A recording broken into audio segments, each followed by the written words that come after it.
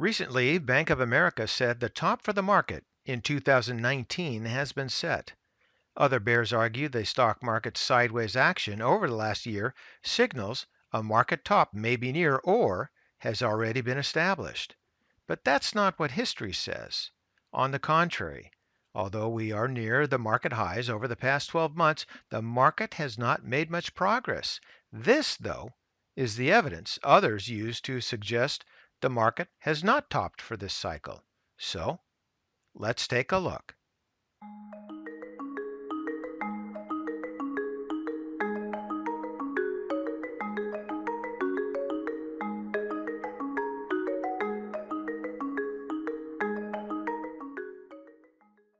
According to Joseph LaVorna, chief economist for the Americas at Natixis, some investors have speculated that the market might be topping out ahead of a possible U.S. slowdown over the next year. He further stated that, however, this would be very unusual as equities have always had a double-digit rally before the economy experiences a downturn. As this table shows, the peak in the stock market has come ahead of the peak in the economy in the run-up to 7 of the last 8 recessions dating back to 1960. The peak in the market has come with an average lead of 7 months. More importantly, the most recent lead times from the stock market peak to the peak in the economy has become shorter. LaVorna says this means the stock market performance could persist until very late in the business cycle. With a sideways market over the last 12 months, LaVorna suggests that we have not seen the highs of the current business cycle.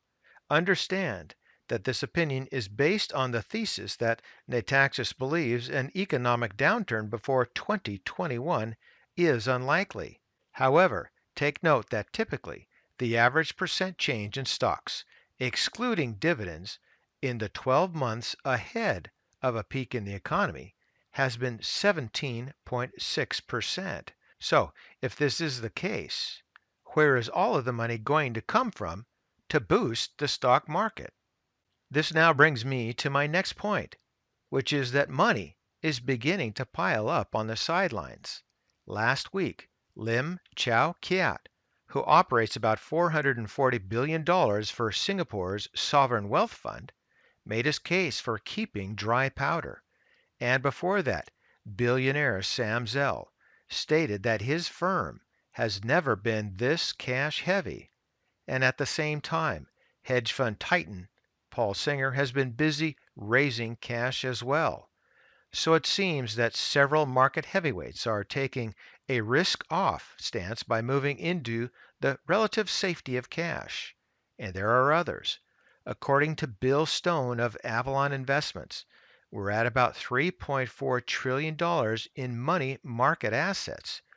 Put in perspective, we got to about $3.9 trillion during the worst of the financial crisis. Then it fell to about $2.6 trillion. So obviously, it's been moving up. And to me, this is a wonderful contrarian signal. Until last year, rising bond rates that made for decent yields in the U.S. Treasuries. However, the Fed is seemingly more dovish lately, and bond yields are trending near lows.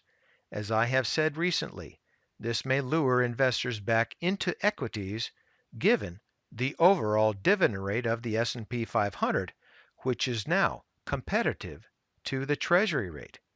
With all that dry powder out there, the catalyst is that falling bond yields will entice investors to look for returns elsewhere. If investors are less concerned about a recession and a global slowdown, that could be a spot where you get money moving into stocks. So we all still have a bit more time before the investment window begins closing.